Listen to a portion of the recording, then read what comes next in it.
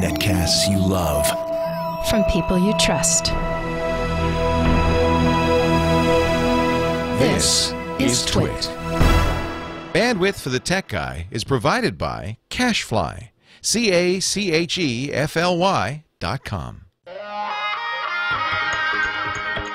Hi, this is Leo Laporte, and this is my Tech Guy podcast. This show originally aired on the Premier Radio Networks on Saturday, January 28th, 2012.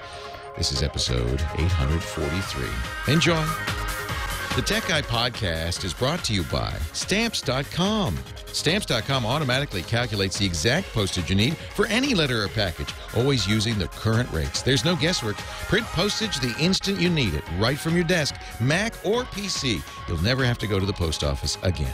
Try it now at Stamps.com. Use the offer code TechGuy for a very special deal. That great music from our composer Ashley Witt signals the beginning of the geekiest show on radio. Hello, everybody. Leo Laporte here, the Tech Guy. And it's time once again to spend a weekend talking geeky. Computers, the internet, yes. Your cell phone, sure.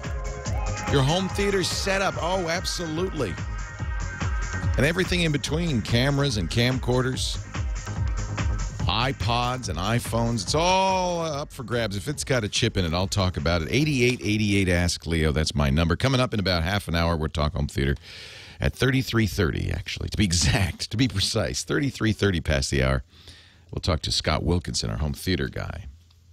I wasn't here last week, so, I got that flu that's going around, so we missed Scott last week. So we can get Scott's update on what he saw at the Consumer Electronics Show. I'm taking a bunch of stuff, about 20 products from the CES show to visit Kelly Ripa this Friday on Live with Kelly. It's hard to say. I always want to say Live with Regis and Kelly. It's hard. It's going to be hard. It's my first time after Regis's departure. But I'm looking forward to it. I have some very fun stuff to bring.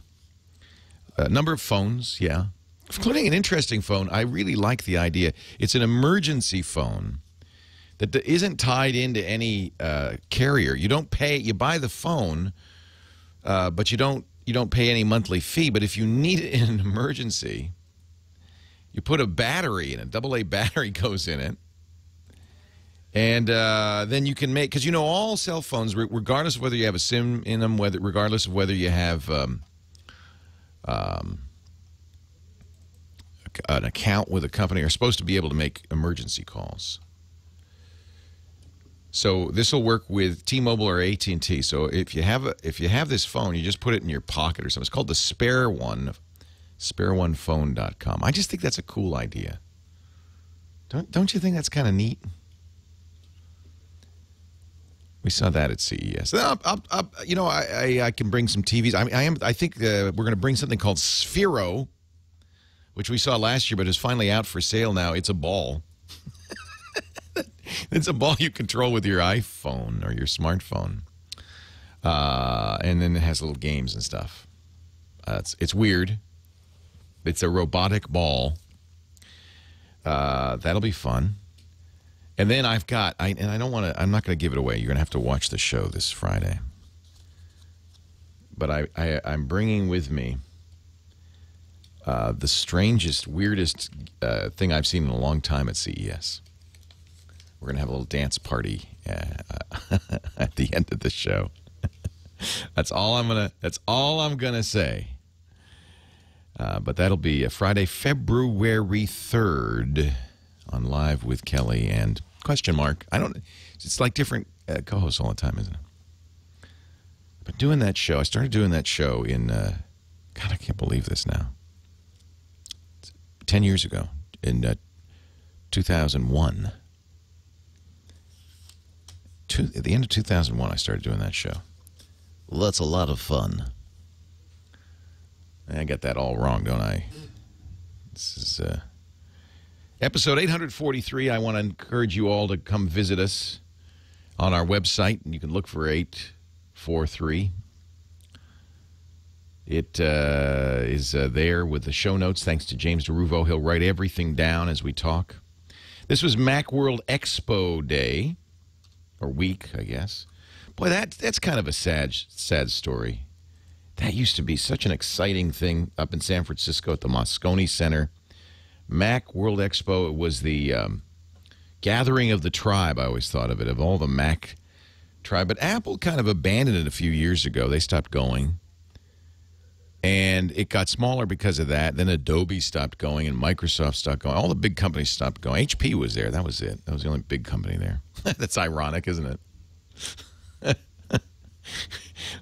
Who would have thought HP be the last man standing?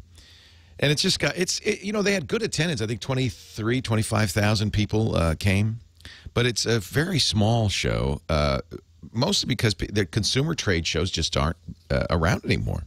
Used to be PC Expo and the West Coast Computer Fair and a whole bunch of shows for consumers. And now the only big technology show is not for consumers. Is the one we had 2 weeks ago, despite the name, the Consumer Electronics Show is not for you or me.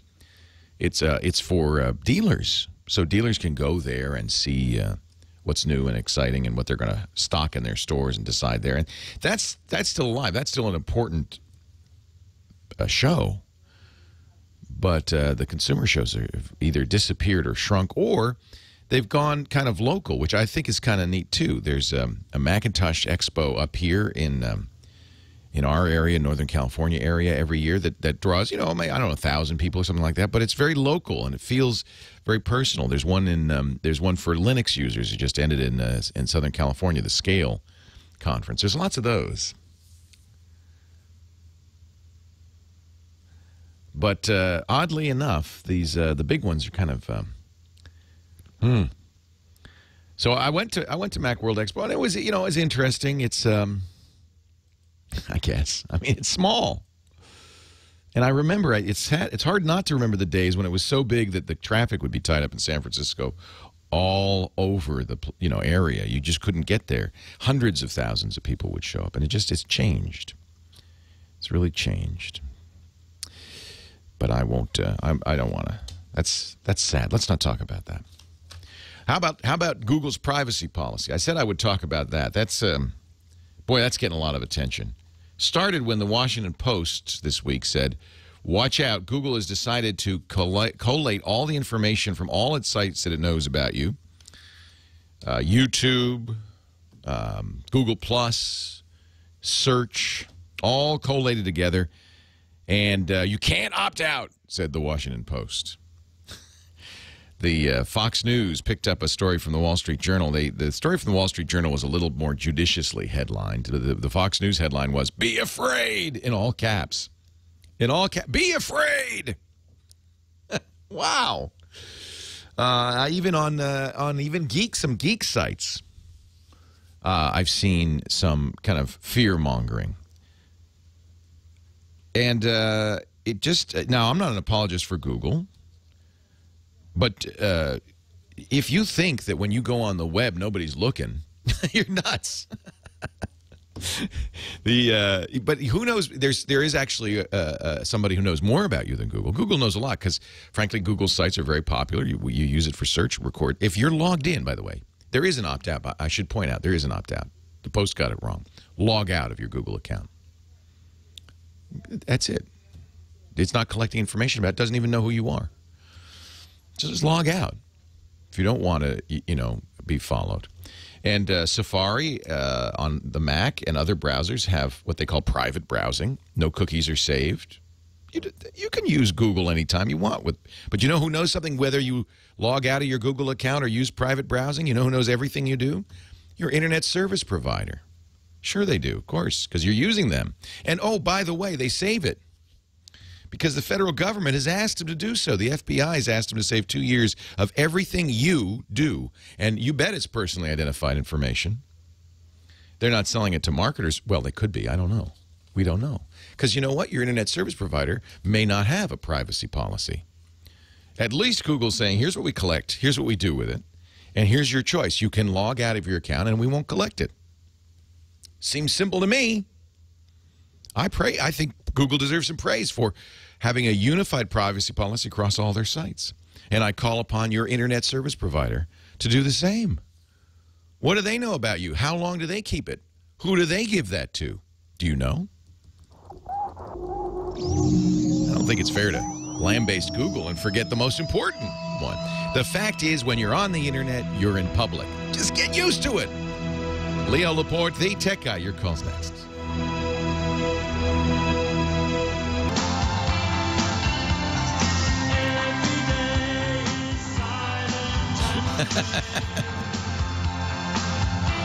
Leo Laporte, the tech guy. Every day is like Sunday unless it's Saturday.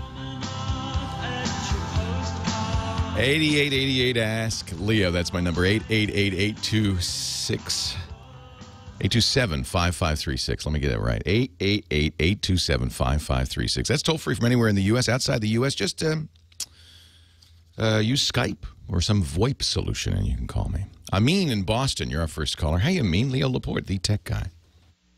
Hi, Leo. My question is related to how to sound as good as possible on things like Skype and Google Hangouts.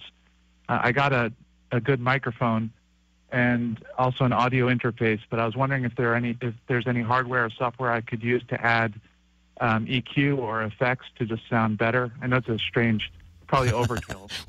Now, let me ask you, are you using Skype to record records, or are you using it just to talk to friends? Well, I've been talking to friends. I'm thinking about trying to do some audio blogging. I saw one of your audio blog posts. Yeah, I love that. I'm using there's a number of ways to do this. I use a service called Audio Boo, which is audioboo.fm. And you can record from a smartphone, and then it automatically uploads. And I have it set up to go to my blog, but it can go to Facebook or Twitter or whatever, and that's kind of cool. And then, so that's not Skype, of course. That's just its own little thing. There's also a company called SoundCloud, which is very popular right now for musicians. But it turns out a lot of people are recording spoken word as well on SoundCloud and uploading it. Both of those you can do right from a phone. I've been, it's funny that you should ask this, because I do want to make that audio better. It turns out the mics on the iPhone are good. And I say mics because there's two of them. There's a noise-canceling mic and a regular mic. And so it gets a pretty good sound. And so if you listen to my audio boos, most of them are just recorded right into the iPhone or into one of my Android phones. I think most of them are from the Google Nexus, the Galaxy Nexus phone. And that mic is pretty good, too. However, I've been looking, and when we were at Macworld Expo, I saw a company called MicW, M-I-C-W, that makes a number of microphones for the iPhone. They say professional microphones that plug right into the iPhone jack. They have a calibrated microphone for sound engineers to do like sound sampling. But they also have a little mic that you can clip on your lapel, and then one you just plug right in. And I ordered one just to see how much better it sounds. Because, and if you go on to Amazon, there are a number of companies that make microphones that are supposed to improve on the microphone on the phone. Now, when you use Skype, you're doing it on your computer, I presume. Yeah, I bought a mic. It's not, a professional quality mic, but I bought a medium level dynamic mic and an audio interface. So I'm kind of already going overboard on this. And the truth is, I usually just use it when I'm at home on Skype. I use a headset because I like to wear headphones so that the speakers don't come into the microphone. That really helps. And then I also I find that like the Plantronics, I use one of the Plantronics.audio headsets. That's a pretty good microphone on there. And more than enough. Now, remember, Skype is not, I don't think you need to go any farther, in other words. I guess you could, but Skype isn't giving, it's so much better than the phone that I think people, I think you maybe say, well, I should be even better. And it isn't full bandwidth.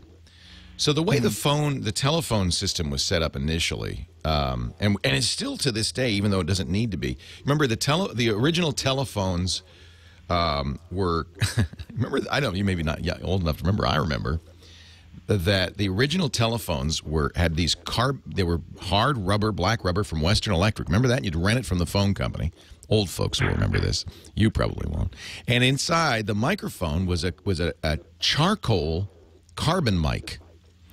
And a big issue for telephone engineers when the system was first designed was it was all analog, and they didn't have a lot of bandwidth. So the telephone bandwidth, audio bandwidth, was they calculated what's the least quality we can send to be intelligible, and it was about 3,000 hertz, 3 kilohertz of bandwidth. Now the human ear, you know, if it's a perfect ear, goes from about 20 hertz at the bottom to 20,000 at the top. So that's 19,980 hertz, and we get 3,000 hertz on the phone. That's what a phone sounds like it sounds. But it's enough because it's intelligible, isn't it? So Skype, now Skype doesn't go to the full, 20K bandwidth. Far from it. I don't know what Skype is, but I think it's probably 8 or 9K. So in other words, EQing it might not serve much purpose. I mean, you have to do it within the bandwidth of Skype. Okay. I think the best thing you could do is what you've already done, which is get the best mic you can. Yeah, I ended up doing that because I do speech recognition I'm a doctor, and I write all my notes with speech recognition. So I ended up getting a great mic for that purpose. And then, I guess since Skype audio quality is so much better than the regular it's phone, noticeable, isn't it? Yeah. Greedy, and I wanted to, make it even better. Somebody told me that they think Skype is 16 kilohertz, which would be a lot. I mean, if you have 16 kilohertz of resolution, again, the ear only hears a little under 20 kilohertz. So 16 is pretty darn good.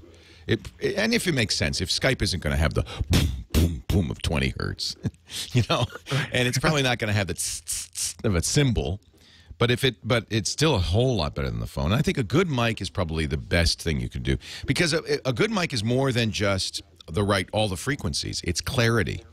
It's well reproduced frequencies within the ones that Skype uses. It's things like that. So I think probably, and you could try an EQ, and I'm sure, since you've got an interface, your next step is to get a mixer with an EQ, and you could do all that, and we certainly do that here on our Skype calls. Yeah. But more what we use is compression and expansion to improve the sound quality. It's what you hear when you're listening to this show. It's heavily processed by the radio station. And they do two things. Compression reduces dynamic range. It increases the amount of perceived loudness by making the difference between the quietest sound and the loudest sound smaller. So a symphony orchestra, you might have a very quiet, think of Stravinsky's Firebird Suite. Oh, I know. Bolero, everybody knows that. It starts with just the clarinet. And it's very quiet. And as the song builds, the kettle drums come in, it gets louder and louder. Now, if you're listening on a good stereo and it's not compressed, the quietest thing will be barely audible. The loudest thing will be almost painful. That's a big dynamic range. On radio, we compress the heck out of it. So the quietest sound is louder, the loudest sound is quieter. They meet in the middle and give it a nice punchy sound. The other thing that happens is expansion, which gets rid of background noise. So a processor might be more useful for Skype and phone calls too, frankly, than an equalizer. That's a kind of a higher-end way of processing, also much more expensive. We use Omnia processing here in our studios, which is about the best you can get from Telos. It is really state-of-the-art, computer-generated. And it is all about, for me, it's all about giving, we have a unique sound on our podcast because we want to give them the best possible audio quality. So you can hear them in the car, you can hear them everywhere. Not the widest frequency range. Leo Laporte, the tech guy. Ladies and gentlemen, do not adjust your sets. Scott Wilkinson is here, and yes, he's in high def, full frame, looking good. Hey, Scott, I'm sorry about last week. I wasn't feeling well, but I'm glad we can get you on this week. Poor guy. I'm glad you're feeling better now. Yeah. It was just a little flu. It was good. I slept all day, and I felt much better the next day. And in fact, I did the show on Sunday. Yeah. So I hear there's a big football game next week. I heard something about that too. I'm not interested because my Niners aren't going to be in it, but I hear there's a big game, and a lot of people. This is a great excuse to buy. The Super Bowl is a great excuse to buy an HD TV. That's right. And in fact, I think it's one of the biggest TV buying seasons of the year, even rivaling or beating Christmas. And I'm already seeing ads for the 2012 Olympics in London this summer. That's right. And those will be, some of them in 3D. 200 hours in 3D. So, and I'm sure people want to see that. Now, I don't know. I don't think the Super Bowl's in 3D. Not as far as I know. But if you're going to buy a set these days, you're going to buy a set that has 3D almost certainly if you buy a top-of-the-line set, right? Correct. Even midline. Even midline. Everything. It's going to have 3D capabilities. And so, you know, you might as well watch the Olympics in 3D. If you get 3D, the only carriers I know that carry it, that give it to you, are AT&T Uverse, DirecTV, and I think Comcast. Or your broadcast networks might. They might. Over the air, I don't know. I have to look into that, actually. That's a good question. Yeah, I don't know either. We'll find out this summer. We will. So what should I guess, you know, I mean, look, some people will go out and buy the Sharp Elite, you know, $6,000 LCD. Yes, some people will. But that's only, you know, that's the 1%. What should the 99% look for? The rest of us. I got this great email from a listener, Rich Mitkovitz, who said that he's been told and heard me say that plasma is better than LCD, so he spent a bunch of time researching it, and he narrowed it down to the Samsung 64-inch D7000 or the Panasonic 65-inch ST30. And he went to a store, and the store immediately said, well, we don't have either of those, but you should buy LED because it's better than plasma. Plasma's on its way out. And wanted to sell him the Sharp, a 70-inch Sharp. Well, I think that the larger screens, especially for Super Bowl, is a good idea. And he's thinking in the right direction by going for a 64 or a 65 or even a 70-inch TV. But I disagree with the guy he talked to who said, oh, plasma's on its way out, you should get an LED. For one thing, the Sharp LEDs, even when they're backlit, they have the LEDs behind the screen, which is the better way to go. They don't have what's called local dimming. So they don't really have the advantage of backlighting, which with local dimming would dim the LEDs behind the dark parts of the picture and brighten them behind the bright parts of the picture, which really gives you an increased dynamic range. You were talking about audio dynamic range earlier. There's also video dynamic range. What's the difference between the black and the white, which is also called contrast ratio? So I disagree with the guy who said, oh, you shouldn't get a plasma. I think plasma, as I've said on this show many times, I generally recommend it over LCD, whether it be LED backlit or conventionally backlit, particularly for something like the Super Bowl, where you might very well have a bunch of people over for the game, right? And they're going to be sitting off to the sides. And all LCDs, the picture quality falls off more or less dramatically if you're sitting off center. Well, also action, motion is better on plasma, isn't it? Exactly correct. That's exactly right. Now, you can turn on, in most LCD TVs, you can turn on what's called frame interpolation, which will sharpen up the motion to some degree, but it also imparts a kind of a plasticky look, what we call the soap opera effect, which makes it look like it was filmed on like a soap opera on video. This is worse on movies than it is on stuff shot on video, which the Super Bowl probably is being shot on video. But still, you know, I would recommend these plasmas. I think either one that he's looking at, the Samsung D7000 or the Panasonic ST30, would both be excellent choices. I'd probably give the slight nod to the Panasonic. It's got a little bit lower black levels.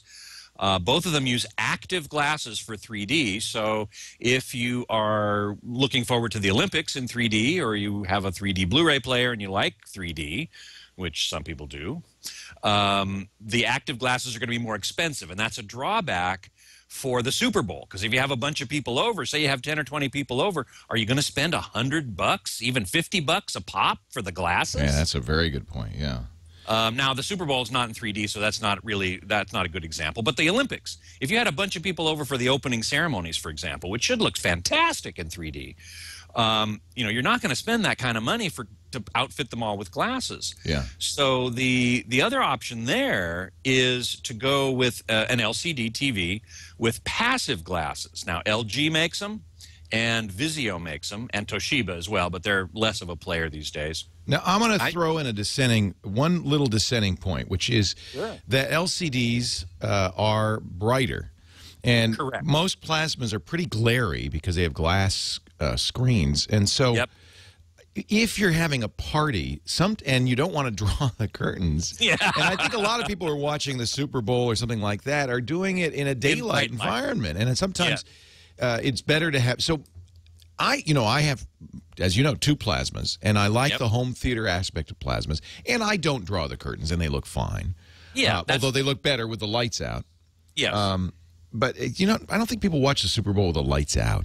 No. They're going to watch them with the lights on because otherwise they're going to spill their chips. And Yeah, you don't know what's on that Dorito. Exactly. So that's something to consider. And modern LCDs, and you're talking about these LED backlights, modern LCDs are a lot faster. Their response time's a lot faster. So I don't necessarily, it's never bothered me. Here in the studio, we don't have any plasmas. It's all LCD. No, it's all LCD, yeah. And it's never bothered me to watch sports on it. But maybe I'm not that picky. Well, yeah, and if you're not that picky, and if you're looking more for the sports than for the picture quality, then sure, an LED backlit LCD. Let's help Jono, because he's really a cheapskate in our chat room. He says he wants a 42-inch. That's nice and small. I mean, bigger's better, but he's only got $500 to $800 to spend. Okay. Would Vizio be a good choice for him? Vizio would be a good choice. I really like Vizio for the value that it represents. Yeah. Their TVs are significantly less expensive, and they perform pretty well compared to the what we might call the top tier brands. I mean, Vizio really is a top tier brand now, but compared to Samsung, Sony, Panasonic, they're less expensive. They focus on value. They do, and they do a great job. I just got in a 65-inch Vizio to review, and so far I'm very impressed. K2NNJ says 42 inches isn't small. It is. compared to your old tube TV. I remember when I was so excited because we got a 20-inch TV, and then we got a 32-inch TV. It was massive. Yeah. But in flat panels, 42 is fairly small, isn't it? It's kind of the bottom end of what I tend to look at as a home theater TV. As opposed to a TV for watching TV. Right. So as opposed to a TV in your bedroom or your living room, or your kitchen or something. Scott Wilkinson is online editor of Home Theater Magazine, hometheater.com. Thanks for joining us, Scott. You betcha. More calls to come next.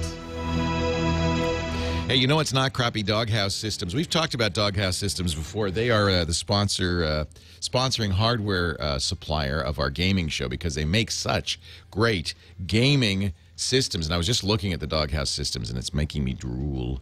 I must have a Doghouse system. Now shipping to the UK, folks. So all our UK listeners, I was looking at the top of the line, water-cooled, i7 quad-core. This is a Skyrim machine, man. This is what I need. Anyway, we want to thank Doghouse Systems. They do a great job for us, doghousesystems.com, and that's what we use for our LAN party. They also have, by the way, gaming laptops. But then you got to look at this. The gaming rig. The racing rig. Yeah, it's great for playing Wii Rule. No. Look at you got a stick. You got pedals. Probably that seat vibrates, right? Steering wheel. Look at that. The screen's too small, though. This needs to be like 8 more screens to really just... It's got to be realistic, right? You got to feel like you're actually driving. Thank you, Doghouse Systems. Hey, Leo, your live read here is for Nod 32. Thank you, sir.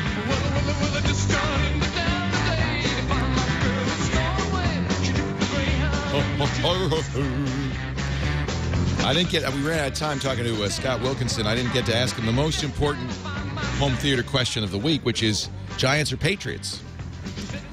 Oh, well, we'll let him off the hook. You can only make enemies with an answer like that, right? I think if you are looking, folks, for an excuse to buy a new TV, this is a good excuse. Get it for the Super Bowl. Honey, we have to have it for the party. Scott does a Home Theater Geeks podcast as well on my podcast network.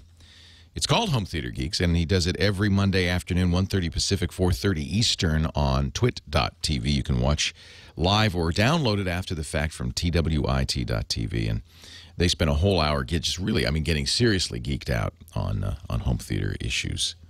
Some great stuff. His last episode, by the way, if you wanted to get a wrap-up of the TVs we saw at CES, the audio we saw at CES, his last episode is all about the Consumer Electronics Show. And I have to say, I'm very excited about these OLED TVs. We didn't mention this because you can't buy them. You won't even be able to buy them, I don't think, in time for the Olympics. But they say, both Samsung and LG say they will have these new OLED 55-inch displays, very thin, 4mm thick displays available this fall. Prices are undetermined. I think they'll be high, in the $5,000 to $8,000 range. But by this time, maybe by the 2013 Super Bowl, certainly by the 2014 Winter Olympics, that, I think, will be the standard for high-end flat panel. They look that good. Chip in Corona Del Mar, Leo Laporte, the tech guy. Hi, Chip. Hi. I'm a one-man computer operation. I got 30 to 35 clients.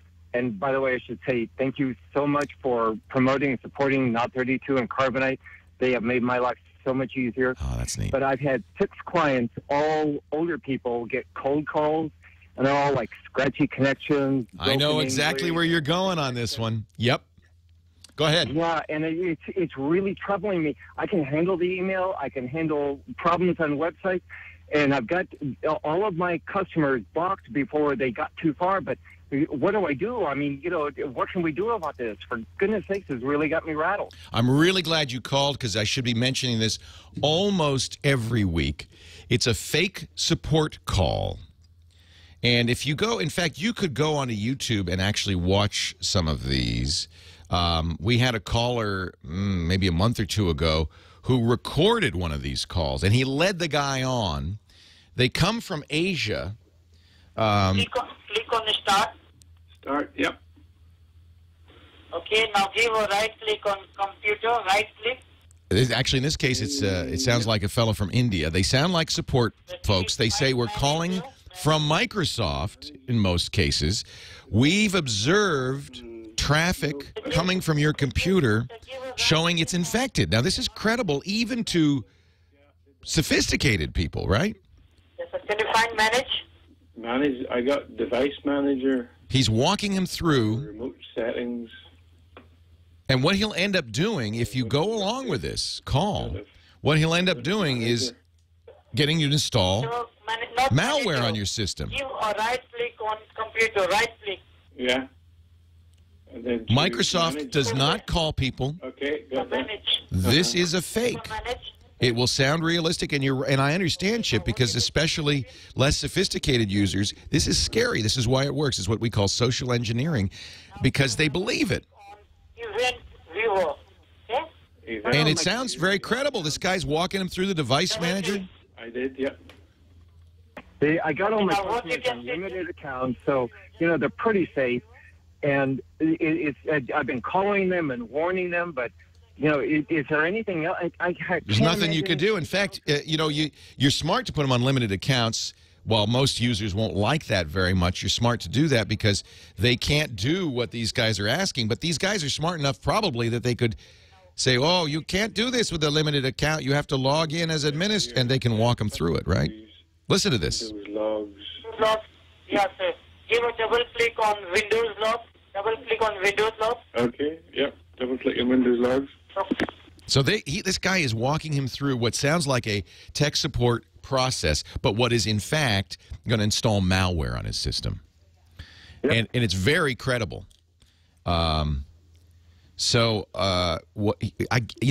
The best, there's nothing we could do, Chip. There's no button you can push. There's no magic thing you can put on the systems to say, make this not happen. You can warn them, but there's so many people who are not Chip's customers. Chip, your customers are lucky because you've warned them. But most people don't have a chip. I'm old. Yeah, you got it. They've got a chip. Most people don't. And if you listen to this show, but most people don't listen to this show.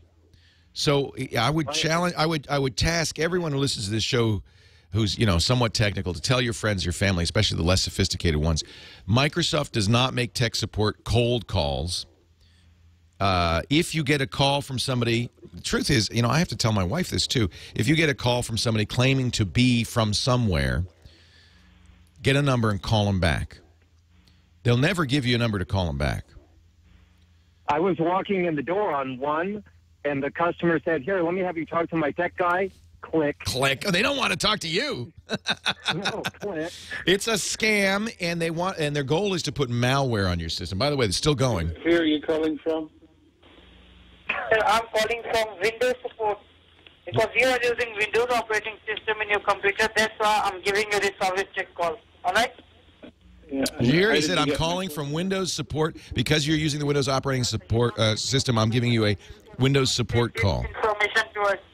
But whenever you connect to internet, Yeah. there is an inbuilt software in every Windows operating system, and whenever you connect to internet, and whenever you fill an online form, He's lying. It's just an outright lie. So it's, Chip, thank you for reminding me, because I should say this every week. And folks, Thank you. yeah, thank you. And it's good news that your clients have a chip. I wish more people had a chip. Thank you. Thank you, Chip. You know what? Let's give you a plug. You're in Corona Del Mar. Do you have a website or somewhere people could find you? I do everything word of mouth. Well, But it's amazing. I go from people who make minimum wage to literally, I've got a pair of billionaires. I am not kidding. It's the most bizarre thing. good for you. Sounds like you found a good business. Thanks, Chip. Take care. I just, I don't know what to say except that unfortunately, we live in a world now where you have to be cynical and skeptical. And especially when phone calls like that come in, or you see a pop-up on the screen. This is the other way they do it. They pop in. You've all seen this. You have 3,000 malware infections. Download our free Fix-It tool. The worst one is it's not free. Pay us $50 to put malware on your computer is really evil. And, of course, there's the blackmail system, where it says, suddenly your system stops working, you can't get to your files, and for $50 they'll, quote, fix it. All of these are scams. And it's a shame we live in that world, but you know what? You got to be just a little cynical and not believe it when you hear it. We're going to take a break. When we come back, we'll take more calls. In fact, our next call is coming from Greg in Glendora, who's got a Razor. The new Razor's sweet. He wants to get his photos and contacts off it into the PC. How do we do it? Oh, it's the old Razor. This is a little bit more challenging. Let me just ask, and then we're going to take a break, and we'll get Greg on after the top of the hour news. It's an old Razor phone or a new Razor phone, Greg? It's an old one. Oh, boy. Yeah. And, I'll I say. don't have a service more. Yeah, it's just it's a boat anchor, but it's a small boat anchor for a very tiny boat. But you got all your data on it. I can tell you how to get it off. Hang on the line. We'll do it when we come back. Leo Laporte, the tech guy.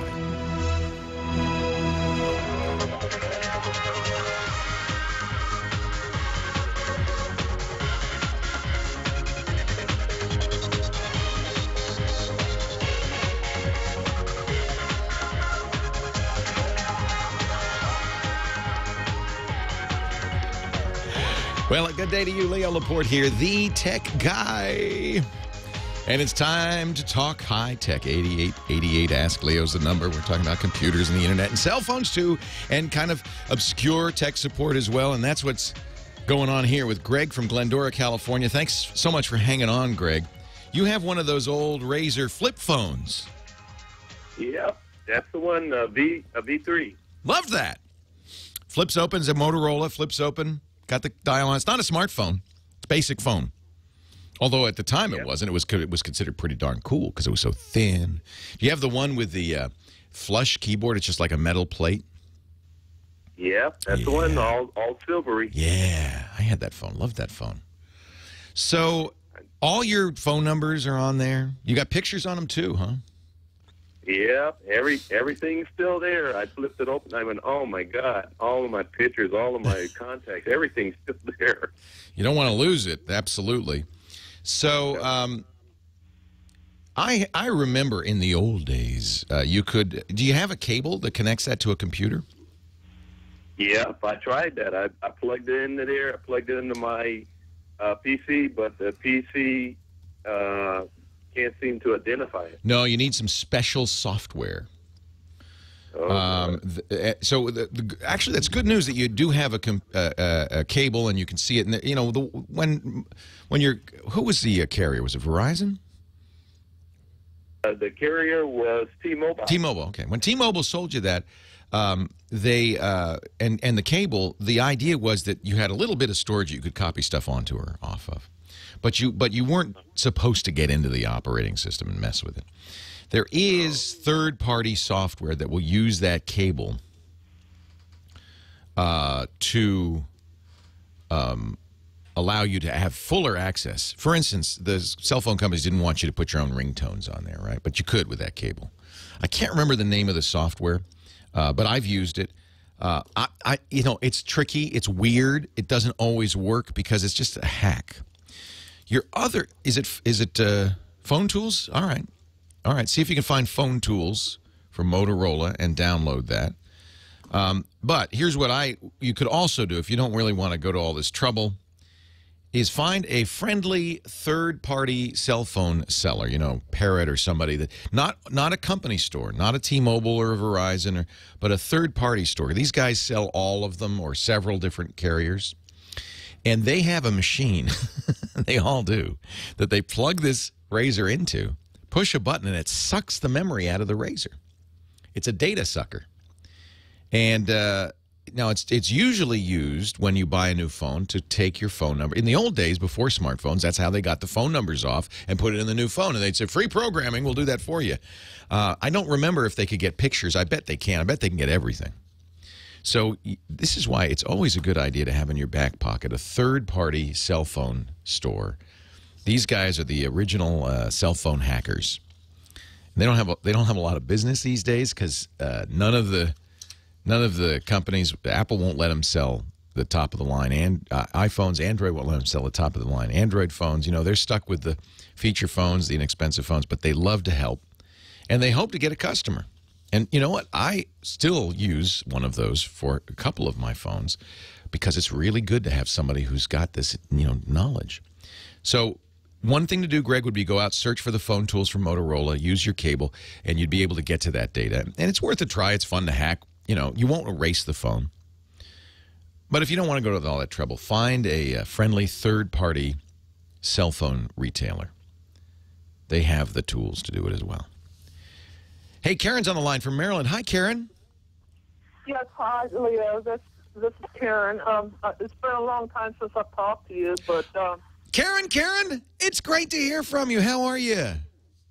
I'm fine. What I'm calling about is I've just bought a brand new Blu-ray disc player made by Sony, and I was wondering when it's possible to get your services on it. That's a great question. Thank you for giving me a chance to plug, Karen. And it is great to hear from you. Yeah. So, by the way, quickly, the chat room just mentioned the program I was trying to remember, BitPim. Thank you. Thank you, Raven, in the chat room. BitPim. That was a third-party program for Motorola and other phones that allowed you to use that USB cable to get data off, put ringtones on, things like that. BitPim. If you could find that, that's the one I used. Funky. But it worked. iPhone 87893 just logged into our chat room, said you could also use a Bluetooth adapter on your PC and Bluetooth from the Razor to send files. That might help with the pictures anyway. So Karen, here's the deal.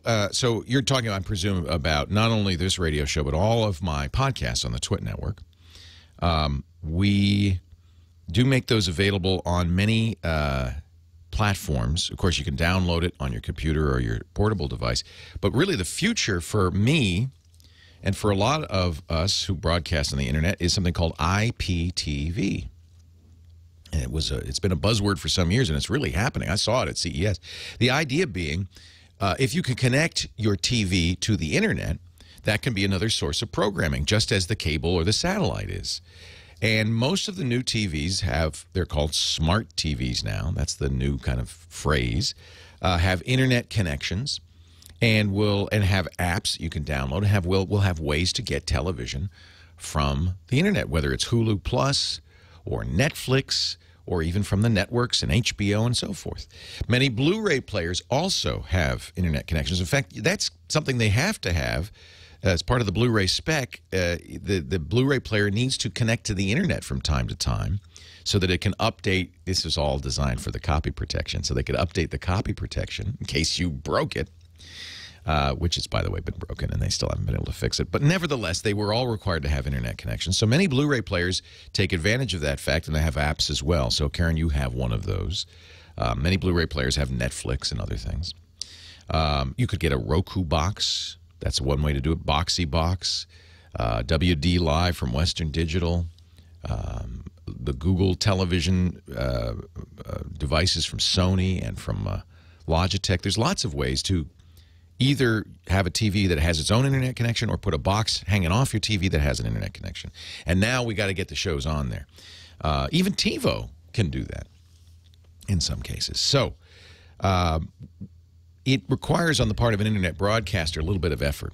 We had a partner called Mediafly that did this for us, and they put us everywhere. They put us on Popcorn Hour, Roku, Vizios, everywhere. Unfortunately, they're getting out of the business. They want to do white label stuff for companies, and they are, so we're having to make the transition. So, first thing to look for, Karen, is if you have a Mediafly application on your Blu-ray player, use that. And as far as I know, that will continue to work, even though Mediafly is kind of changing its business. We are writing software. We have Craig Mullaney, who wrote a great package for us for the iPhone and Android phone. His Shift Key Software is the name of his company. He's writing us a Roku app, which is in beta now. And then once he finishes that, we'll kind of slowly, one by one, hit all the other platforms. So it's up to us. The answer, Karen, is up to us. Look for Mediafly or TWiT on your device. If you can find TWiT or Mediafly on your device, those should continue to work for some time. And then look, stay tuned, watch our network, look at our website, twit.tv. We'll certainly make a big splash, big announcement when we do that. And this is something every internet television network has to kind of address. How do we get on these platforms? And generally, it's by writing an app. But I think for users, that's great, because instead of upgrading your Blu-ray player or your television, you just download, just like you would with your phone. You download the app for HBO or Showtime or whatever it is you want to watch. You may have to pay them money. You don't for us, but some of them will maybe ask for a subscription fee. NFL is doing it. NBA is doing it. Major League Baseball is doing it. This is the future of television, IPTV, and we're just a little bitty player, but yeah, we want to be in it. Leo Laporte, the tech guy. Razor blade shine. Kyle Benham, our musical director, once again scores with a song about the Motorola Razr phone. 8888 Ask Leo's the phone number. Let's go down under. Josh is on the line via Skype from Australia. Hey, Josh, Leo Laporte, the tech guy. Hi, how you going? I am great. Where in Australia are you? Brisbane. I'll be in Brisbane in November. I hope we're going to do a meetup. I hope you'll come by and say hi. Yeah, well. Very excited. So I've got a YouTube account at the moment, and I've heard about Vimeo, and I'm wondering if I should switch over or not. Well, okay, I wouldn't switch over. I would do both if you can. And and the reason is the community is all on YouTube. Millions of people. You know, when you see those videos with 16 million views in 24 hours. It's because there are so many people on YouTube. But YouTube is also a noisy place. You have to put up with really kind of low-level commenting. You can manage comments on YouTube, but so much work, it's hardly worth it. And the quality on YouTube, in my opinion, isn't as good as on Vimeo. So Vimeo is like YouTube. It's a free service that lets you upload videos to it, and in fact, I should put more on Vimeo. I do put, when I want a high quality, I'll put it on Vimeo. They have HD quality. I think they do a better encoding job for audio as well. YouTube's audio is terrible. And I notice that when photographers and others do good HD video, almost always they put it on Vimeo. But Vimeo just doesn't have the same size community. You know, I mean, everybody's on YouTube. The world's on YouTube.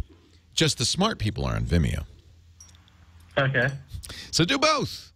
There are ways to do both easily. There's a company called blip.tv that you upload it once to blip.tv, and they will post it to a variety of other places. I think they still do that. I mean, they've kind of gotten into the business of doing IPTV, but the original point of Blip TV was to make it easy to upload to multiple video sites. Now they've become an aggregator of content, which is cool. This kind of follows on what we were talking about, which is that more and more people who make content, not just me, but you know, big shots, Hollywood types, are using the internet to distribute it. And there's some really good reasons to do that. It's a global audience. You know, Josh is listening to us in Australia, not on radio, on the internet. I don't think there's a transmitter that gets to Australia. We have people all over the world who listen to the show, either downloading the podcast or watching the live stream that we do at twit.tv. And so that's what's cool about this, is that you have a global audience, global distribution, and more, that's where the world's headed. You bypass all the gatekeepers, too. So when you use Vimeo or YouTube, you're going directly to your audience. You don't have to get a cable company to carry your channel. Boy, I remember in 1998, I've been doing this radio thing for years, and I started doing technology radio exclusively in 91. In about 93, I got approached by a guy named Halsey Minor, who was a former hedge fund guy, and had some money, and he wanted to invest it in a cable channel for geeks. And because I was doing radio shows about computers, he hired me to do some research into this, and I did the research, and I found out, and I told him, this is 93, that to start a cable channel like a CNN for geeks would cost roughly $50 million a year, and you could expect to go 5 to 10 years without making any money. So be prepared to spend at minimum $250 million. When he heard that, he said, oh, never mind, I'll do this. I think we'll do a website instead. The company was, of course, CNET. And I wish I'd stayed, because I'd be a rich man today. But, you know, I wanted to do TV. He wanted to do the Internet. And that was a smart pivot for Halsey Minor. CNET did, I think, pretty well. In fact, they ended up doing some TV, but they never launched a cable channel. Fast forward to 1998. 6 years later, I'm working for a very big computer magazine publisher called ZDNet. Or ZDTV, actually, it was called Ziff Davis. And they had a website called ZDNet, and they wanted to do television, which they ended up calling ZDTV. They did spend all that money to launch a cable channel. We called it ZDTV and later Tech TV, and ran for 6 years. Ziff Davis realized after the first year and a half that it was costing them way too much money. I could have told them that. I'd already done the research, so they sold it to a guy who had way too much money. His name was Paul Allen. He was one of the founders of Microsoft and the fifth richest man in the world at the time. Multi-billionaire. Paul Allen, after losing $300 million over 4 years, got the message and said, I'm out of it. I'm out of here. Goodbye. He sold the cable channel in 2004 to Comcast. They had a little bit of money, too. I left. I didn't want to have anything to do with them. And I went back to radio, where I am happily ensconced to this day. But Comcast even couldn't figure out how to make money. They took it. They kind of rebranded it. It's now G4, still on cable networks. It's a very small, relatively unsuccessful channel that's focused mostly on gaming now. Nobody could figure out how to make it on cable because it's so expensive.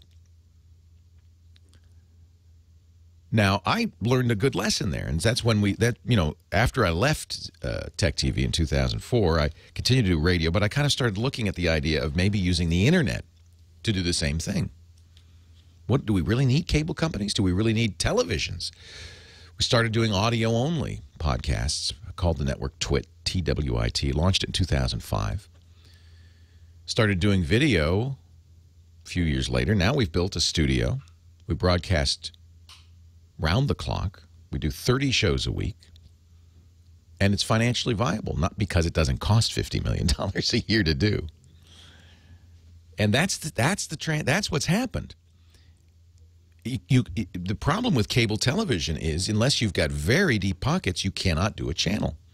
So even though there are 500 channels, they're all kind of pretty focused on, somewhere you can make money. And it ends up being not narrowcasting in the long run, or you go like what Spike does and others, you start running just junky reruns. That's what Tech TV ended up doing, because they're cheap.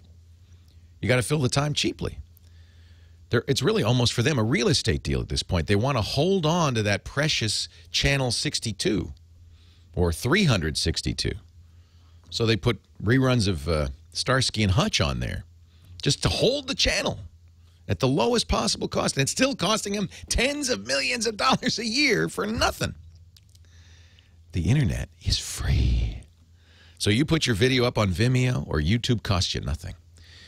The cost of cameras and equipment to shoot video is gone to practically nothing. You edit it on personal computers. Suddenly the economics are completely changed, and that's why IPTV is both growing and terrifying to all the people who spent hundreds of millions of dollars to hold on to channel 362. It's worthless now. Whoops. So they're going to fight it. Believe me, we haven't seen the end of this. They're going to fight it. And if you ask why Comcast says, oh, you can't download all that video, you don't have to ask too hard. They own channel 1 through 362. They don't want you to use the internet. Leo Laporte, the tech guy. 8888 ask Leo. I love this. We've got people in the chat room. There's one guy who works, I won't say his name in the chat room. He says, I work for Comcast, and I had to switch to business class because I hit my cap every month. Comcast was so smart. They instituted bandwidth caps. Remember 250 gigabyte bandwidth caps? It was about 2 years ago. And said, and rightly so, oh, nobody uses that much. We're just doing, it's 1% of our customer bases are bandwidth hogs. We just want to get those bandwidth hogs. Nobody will ever use 250 gigabytes. Fast forward 2 years, they knew what they were doing. They knew that in 2 years, people would be using their internet connection to watch TV, to watch Netflix, to watch Hulu Plus, to back up their data, all of that stuff. And suddenly 250 gigabytes doesn't seem so much. And that was the plan all along. Keep watching HBO on cable. It's good for America. Jonathan in Pittsburgh, PA. Welcome. Leo Laporte, the tech guy. Hi, Leo. I have a Mac with a 500 gig hard drive, and I backed up the Mac to two 1 terabyte external drives, one using Super Duper and one using Time Machine. Love Super Duper. So I wanted to do a clean install of Lion. And I knew I had a lot of junk on there that I wasn't using anymore, a lot of programs. And so that's what I did, and everything's perfect. It's all unicorns and glitter. It's great. But now I want to start backing up again, of course. And I'm wondering, when I plug in my external hard drives, is it going to say, hey, he's got a basically empty Mac. Let's get rid of all this old data. Oh, that's a great question, isn't it? And I would think Time Machine might. Time Machine, this is what I don't like Time Machine, is it's relatively inflexible.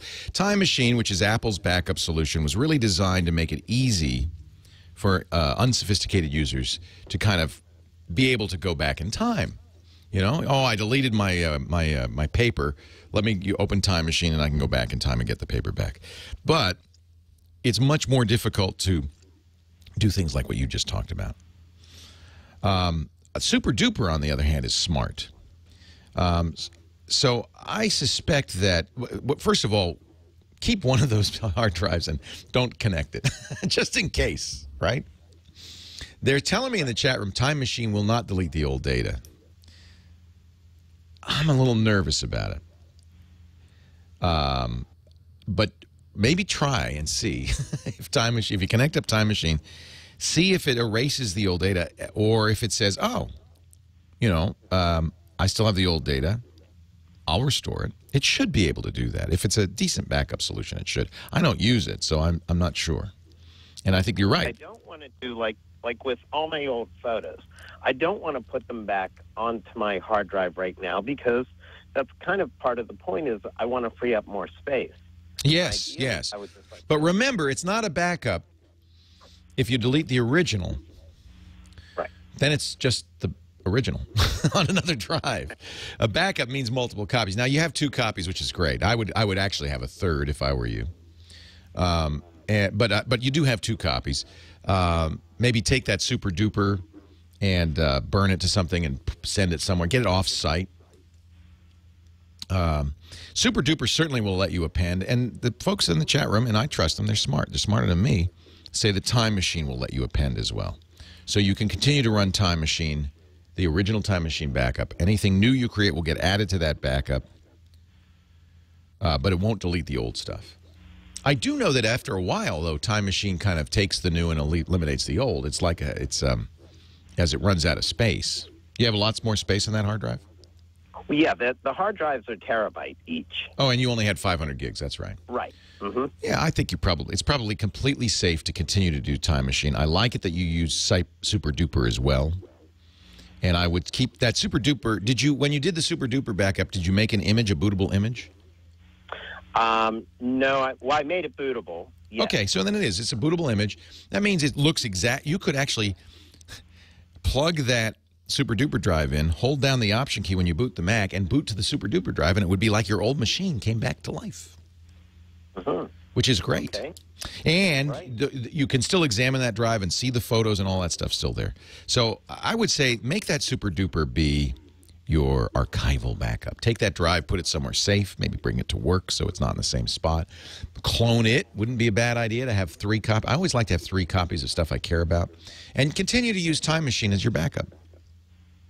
Now, in order to clone it, I would buy a third drive. Is that the way? Yeah, and you'd run Super Duper again and say, take drive B and clone it to drive C. Got it. Okay, Super Duper is a must. If you have a Mac, it's free. There's a paid version that gives you some more features like scheduling. Absolutely wonderful. And one of the first things Mac users should do is download Super Duper and make a bootable external drive by cloning their original drive. That way, if your hard drive inside your computer dies, you just plug in, even via USB, you plug in the backup and you hold down the Option key and say boot to that external drive, and it's all still there, and it's still running, and it can keep you online. It's a really great thing to do.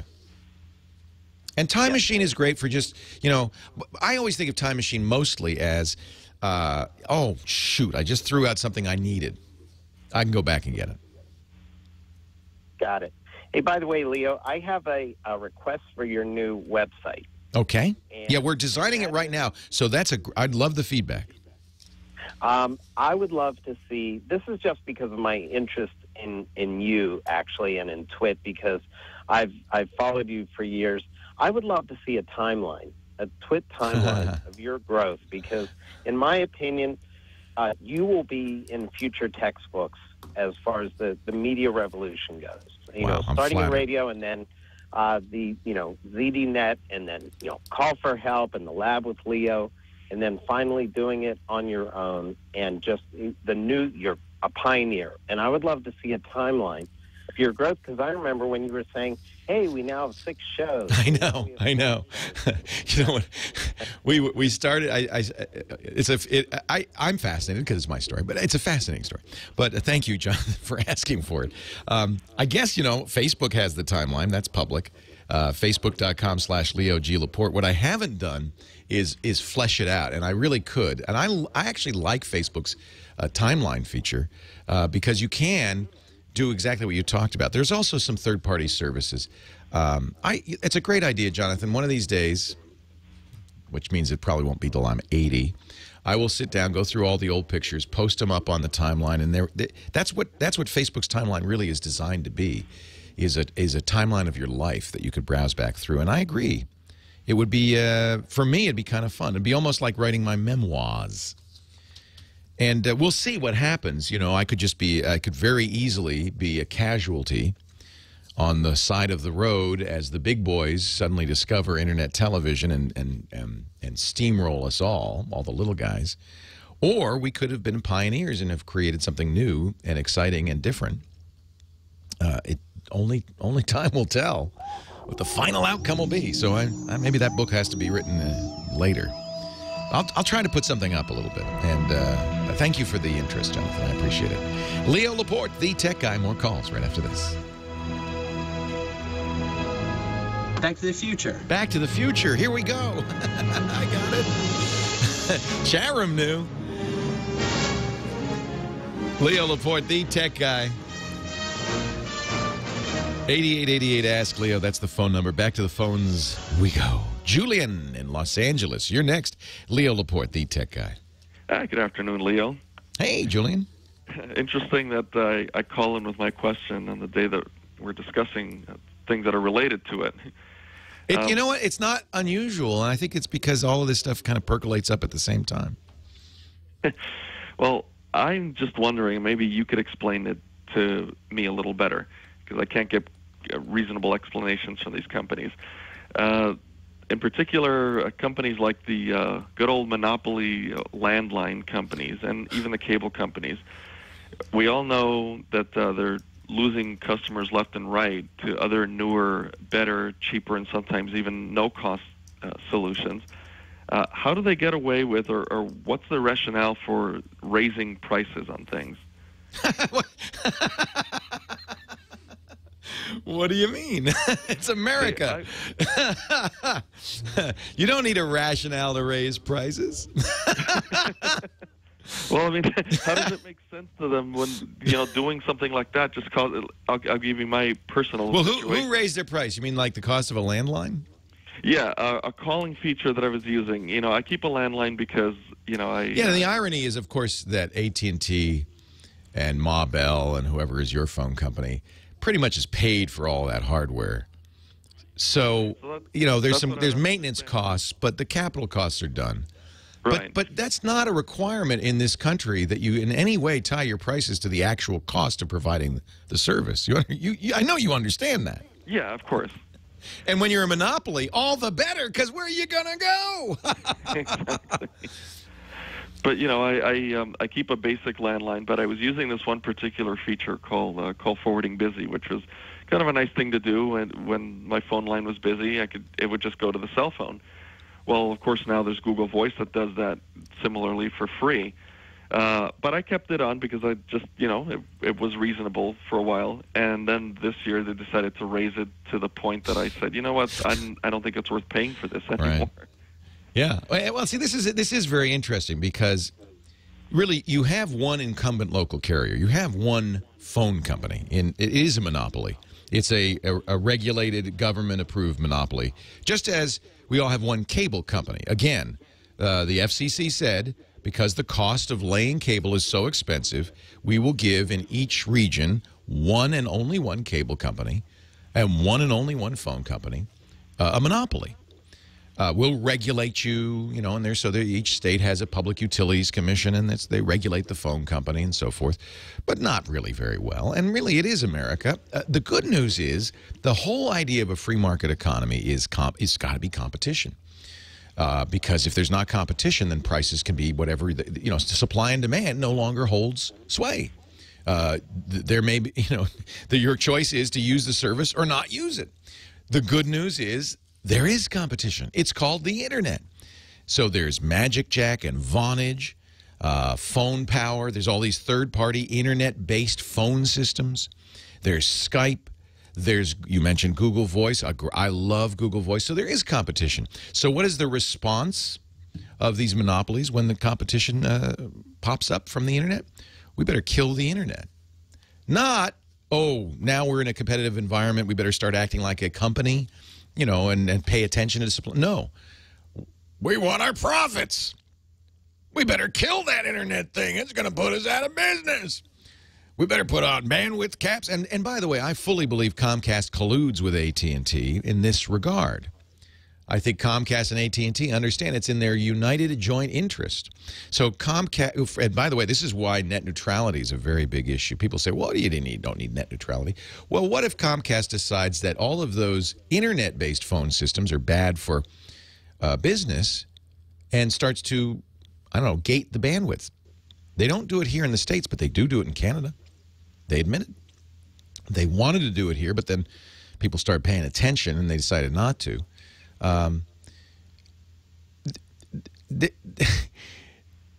I guess to answer your question, why do they do this? Once you have a monopoly, it's very hard to stop thinking that way. Once you build a business around a particular business model, it's almost impossible to change. I'll give you a good example. Kodak. Kodak, of course, we all know Kodak, just filed Chapter 11 bankruptcy. Now, Kodak was one of the first companies to understand that digital was on its way. They had digital cameras almost, I think they might have had some of the first digital cameras. In fact, I think they did. They had the first digital. They bought a site called OPhoto for photo sharing. They have Kodak Easy Share. They went into digital in a big way and did very well in digital, but there was a problem. Their business was built on the revenues they made from very high margin photo processing and printing. That was how Kodak made its money. You bringing them film that they developed and printed. And they couldn't, and they've even said this, we can't replace the revenue we made on photo processing and photo printing with the revenue we make from digital. It's just not high enough.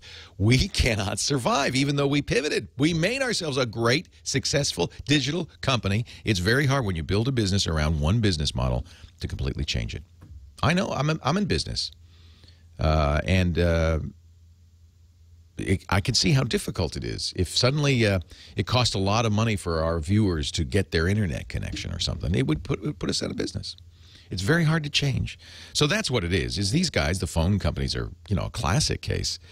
They're used to having a monopoly. They don't know how to compete. They haven't the faintest idea how to compete. And even if they did, they may not be able to. Record companies. What does a record company provide to an artist? They, in the old days, they'd give you the money to pay for a recording studio because that was really expensive. Then they'd take your recording and they'd put it on a piece of plastic, whether it was vinyl or a CD. They'd drive it in a truck to a record store where they'd sell it. They'd go around and they'd go to radio stations and get them to play it. All of these services, doesn't that sound pretty obsolete?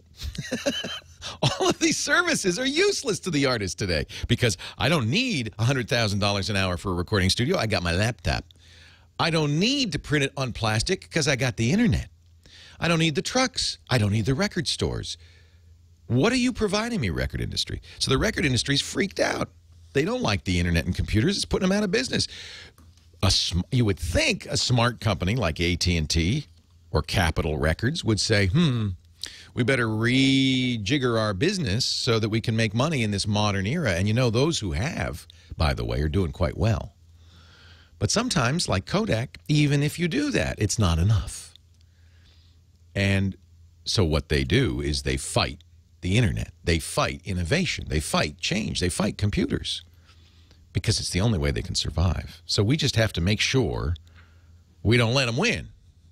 Because the future of this country, the future of all of us, depends on the internet and computing and technology. And it's a good thing. It's only a bad thing if you're an old company trying to preserve an old business model. That's the only time it matters.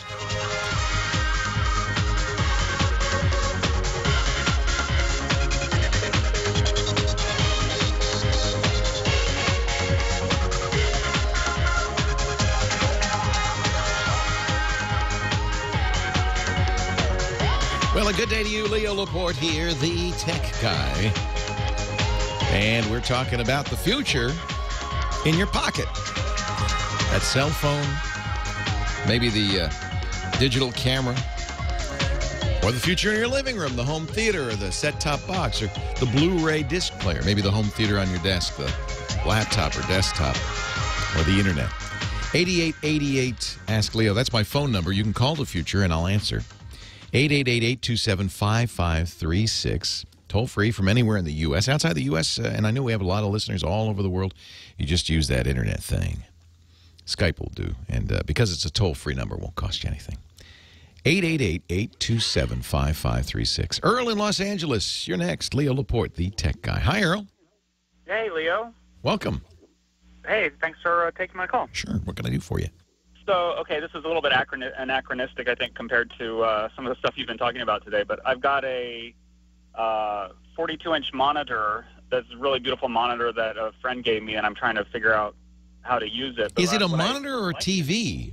No, it's a monitor. It's not a TV. Wow, I've never heard of one that big. The biggest monitor I've ever seen is 30 inches. Wow. No, it's a big flat screen monitor, and I would like to replace my TV with it, and there is still occasionally, stuff on just regular TV that I want to watch, and I don't watch enough TV to want to have cable or dish or anything like that. So I just have, I just get pretty good broadcast service from where I am in LA, and I just, occasionally want that. So if I want to use this monitor as my TV, is there some kind of an external tuner that I can just plug into it and not have to have it? It's not really practical for me to have it connected to my computer. It's like in the next room. And yeah, that's typically what people will do is they'll get a computer with a TV tuner and do it that way. And certainly I know you could get an inexpensive, like a Mac Mini or something and hook it up and have a TV. The advantage of doing that is it would give you a DVR. You'd be able to record shows. You'd have more flexibility. But a standalone TV tuner is essentially a set-top box, right? So, but you want to get over the air as well. That's the main. That's the main thing. That's right. You don't have cable. That's right. So you need an what they call ATSC, which is the over-the-air broadcast. An ATSC tuner. And I'm sure you can buy such a thing, as long as you now know what to call it. Let me just look on the internet. I bet there is something like that. I've been looking and can't find anything that doesn't seem to require a computer. Yeah. Yeah. Yeah, USB ATSC tuner or Win TV from Hauppauge, that kind of thing. Here's one on Amazon. It's a digital TV box, VGA digital. What's the connection to your television? Is it HDMI? It's got HDMI,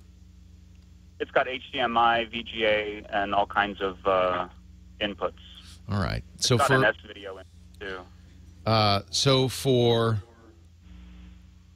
a HDMI output, K-World makes a box for about $100. KWORLD. It's a HDMI, DVI, VGA, so it has all three connections. QAM, which is the clear satellite signal. ATSC, which is the unencrypted digital television signal. External digital TV tuner box. I think this is it. Huh.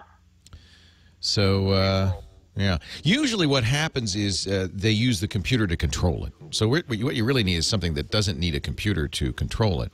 I'm going to look carefully at the box. This is some, Taiwanese company. Yeah, it connects to your antenna and then right to your TV. There's no computer. So it's an external tuner. Supports, what's nice is supports HDTV. Over-the-air HDTV, ATSC HDTV is fantastic quality. It's better than the stuff you'd get on satellite or cable because it's uncompressed or relatively uncompressed. So, yeah, this is on Amazon for $109. In stock, sold by Circuit City, K-World. There you go. It's just that easy. It's always the case, isn't it? You just need the term to search for. Once you know that it's I need an ATSC tuner, then you can find it. Don, Wisconsin, Leo Laporte, the tech guy. Hi, Don. Hi there. I got a couple of questions. I seem to be getting a lot of spam on all my emails and stuff like that. Is there anything out there that I can download free of charge, maybe to help alleviate this problem? Really? Spam? Yep. I'm sorry. I'm being a little facetious because we all do, Don. We all do. Emails a day and it gets tiresome.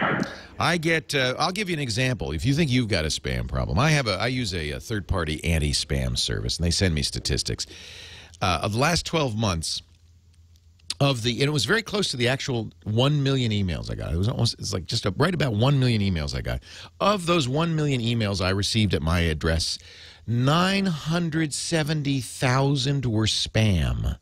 30,000 were real. What is that? 0.3%? In other words, welcome to the club, Don. This is normal. Now, because I've used the same email address for a long time, and the older the email address, the more likely you're going to get spam, because it just takes a while. But once it gets on one spam list, it's going to be on all the spam lists, and you'll get lots of spam mail.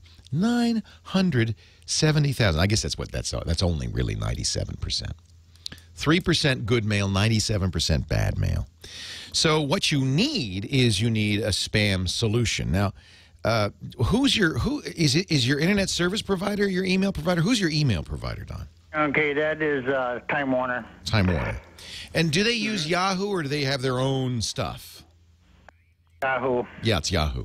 So Yahoo actually has decent spam filtering, but maybe not the best in the world. I would perhaps, Gmail does a good job, and there are third-party solutions. I mentioned mine. The one I use is really for businesses who run their own servers.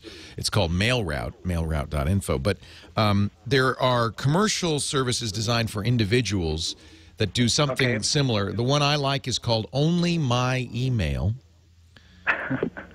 You like that, huh? Yeah, onlymyemail.com.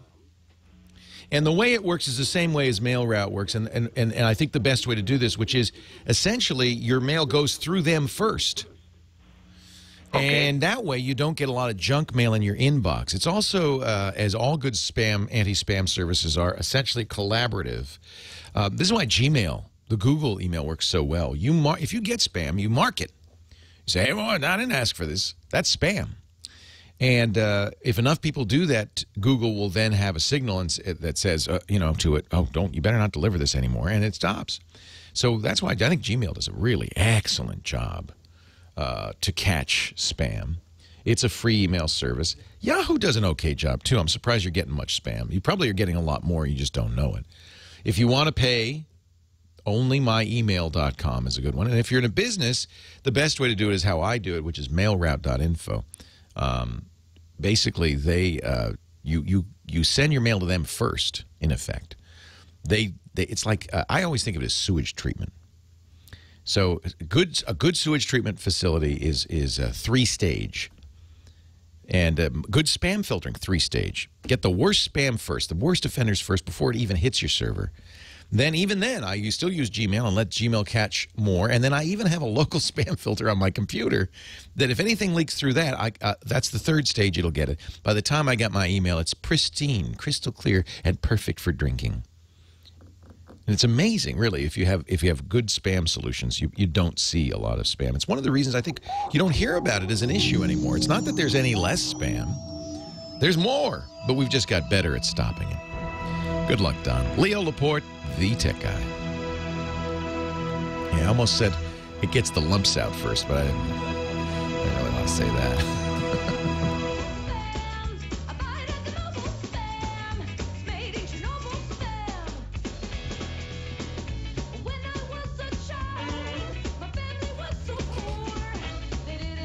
Leo Laporte, the tech guy.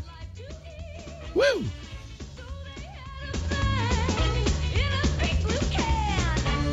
8888 Ask Leo, that's the number. Joe in Colorado. Leo Laporte here. Hi, Joe. Hi, sir. Konnichiwa from an anime junkie. Oh, yeah, you like that, the Japanese cartoons. Yeah, sir. I don't think they call them cartoons, though, do they? No, not really. I'm spending 28 terabytes of this stuff. Wait a minute. Hold on there. 28 terabytes of video you've got. Yes, sir. And I'm looking for a little better storage method. And I'm not having a lot of luck with one particular brand, and I hate to say it over the air. Go ahead, say it over the air. We like to hear it. Sans Digital.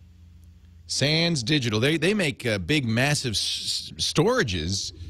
Really. Small 8 bays. I'm using small 8 bays. That's an 8 bay. And how much storage is in that 8 bay?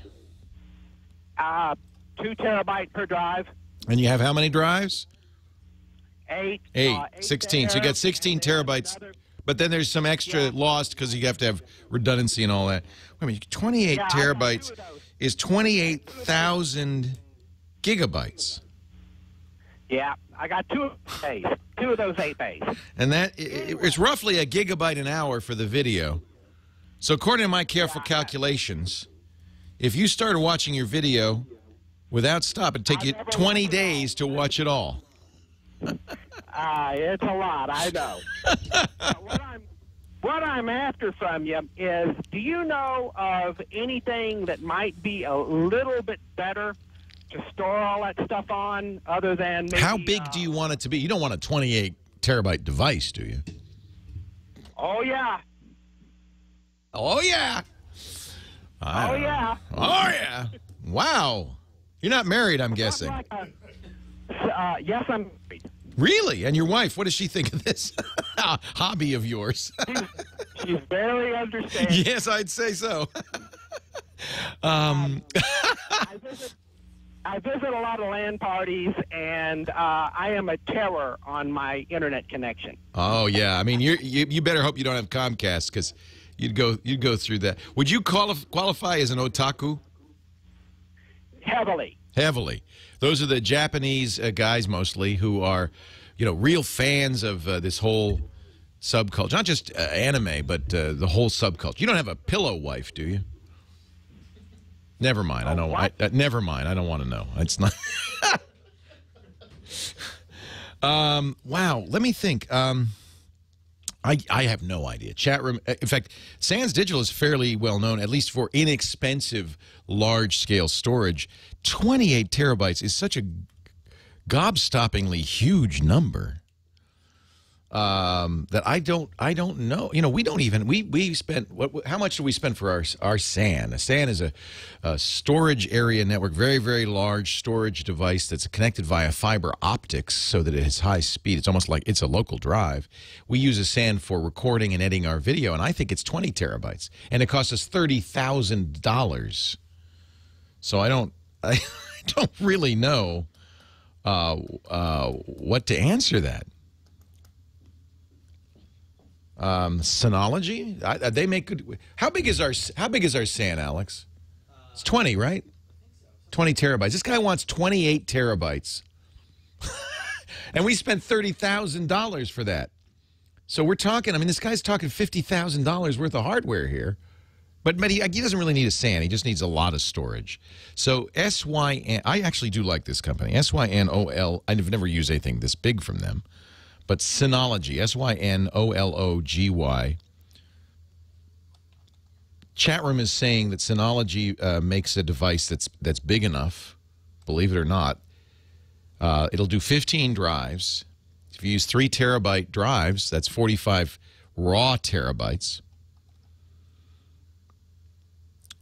I mean, even the drives are going to. I mean. This is great. I love it. It's an interesting challenge. So get it. I do like Synology, and I think that they're good quality stuff. The DS2411, DS2411. It's got 12 discs, 12 bays. So let's see. That container, that enclosure, will set you back. It's not that bad, $1,500. And then we've got to get 12 drives. The 3 terabyte drives are what, about $150? So that's another 12 times 150 is $1,800. So we're talking fairly affordable here. You're probably going to run it in some sort of redundant, maybe a RAID 5 mode. Reviews are pretty positive on this. It's a NAS, not a SAN. So it's not high speed, but it'd probably be fast enough if it's on your LAN to play back the video. So there you go. I'd recommend that. The Synology, yes, and it's on Amazon. Synology disk station, and they do have a 12-bay network-attached storage unit. And I think this is a good company. Wow, we found an answer. Thank you, chat room. Good recommendation. 28 terabytes. John, and this is why the movie industry is terrified. John, but he paid for every one of those, I bet you. John in Los Angeles, Leo Laporte, the tech guy. Hey, Leo, longtime fan. Hey, I just want to know much longer do you think fax numbers or fax machines are going to be used? Oh, not much longer. Although, in fact, if you'd asked me this 5 years ago, I would say, oh, it's almost, and it's not almost over. And the reason is we haven't come up with a good digital, widely accepted digital signature option.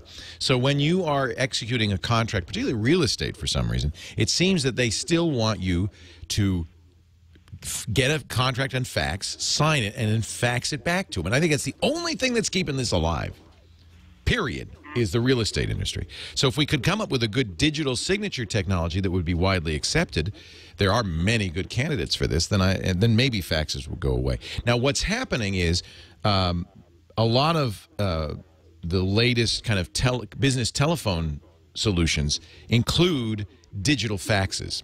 For a long time, I used eFax, efax.com. It's not cheap. It's $15 a month, but it is a digital fax system. So if you have documents, if they can send you a PDF, you can sign them, and or fax you a document. You can sign them as a PDF and then send it back, that kind of thing. And then there's no paper at all. And I think that's kind of the goal. Don't tell anybody, but it's probably not legally binding, but I have an image of my signature. I signed something, scanned it in, and I will frequently take those documents, paste the signature on it, and send it back. And no one's complained yet.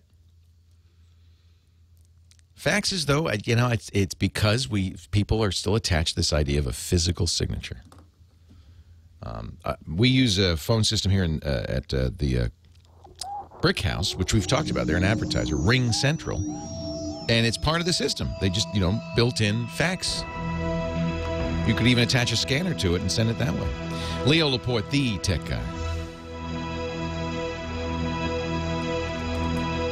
I'm surprised people still fax, but they do.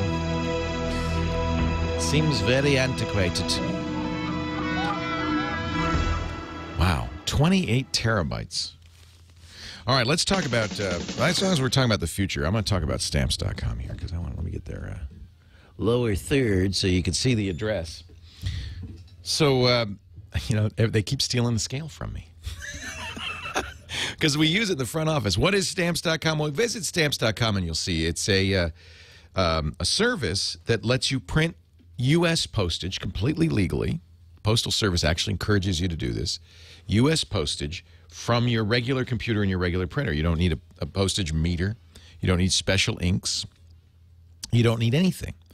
In fact, you don't even need to go to the post office because they will come and get anything you use that you put stamps. So the thing about Stamps.com is it has a unique. The stamp that's printed doesn't have George Washington on it. It's an indicia. It has a barcode on it that the Postal Service can read that has your identifying information. So because of that, the Postal Service knows where the package came from. So the whole issue about terrorism and stuff goes away. So you can mail, normally if you have a 13-ounce or bigger package, you have to bring it to the post office so they can look you in the eye and look and get your ID. You don't need to do that with Stamps.com. You just print the postage. You could put it in the mailbox or they'll come and get it. It's all completely legal, very affordable, very easy to use. Works now with the Mac as well. You use the website to do it. And, of course, they have dedicated Windows software. There's some nice features. It will use, if you're a QuickBooks user, it will use your QuickBooks address book. So you don't have to worry about that. It just, it populates it. If you're doing international mailings, there's a bunch of forms. I don't know if you've ever done that. I used to go to the post office for that. No more. Stamps.com fills out the forms automatically. You even get discounts you can't get at the post office. 21% off express mail. 15% off priority mail. Why? Because the post office doesn't want you to come in. They want you to use Stamps.com. So I want you to use it too. Try it right now. We've got a really great deal that I highly recommend. It's a $110 bonus offer. It includes that digital scale that they keep taking from me. It's a USB scale. Plugs in. You just plop whatever it is, a package or whatever, and it automatically goes right to the software. It includes a supplies kit, a 4-week trial, and this is the best part, $55 as postage. $55 in free postage. So take advantage of this right now. Stamps.com. Click the radio microphone in the upper right-hand corner and type in the offer code TECHGUY. Got it? TECHGUY. And you'll get my you'll know you're in the right place because it'll get my picture. Hey, if only for $55 free postage, this is a great service. I really love. See, this is like eliminating faxes. Eliminate the post office. Actually, the Postal Service is doing a pretty good job of that. Stamps.com. Use the offer code TechGuy, and we thank him for supporting the Tech Guy podcasts. Makes it possible for us to make this show available in audio and video, so you don't have to watch. But I got to get my own. I got to get my own scale because they keep taking it. Stamps.com. Alrighty. Stream. Lee in West Hills, California. You're next. Leo Laporte, the Tech Guy. Hi, Lee. I was wondering if you could give me some insight onto a problem that I've run into.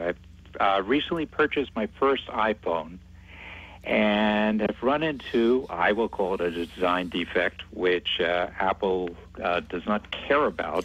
What a surprise.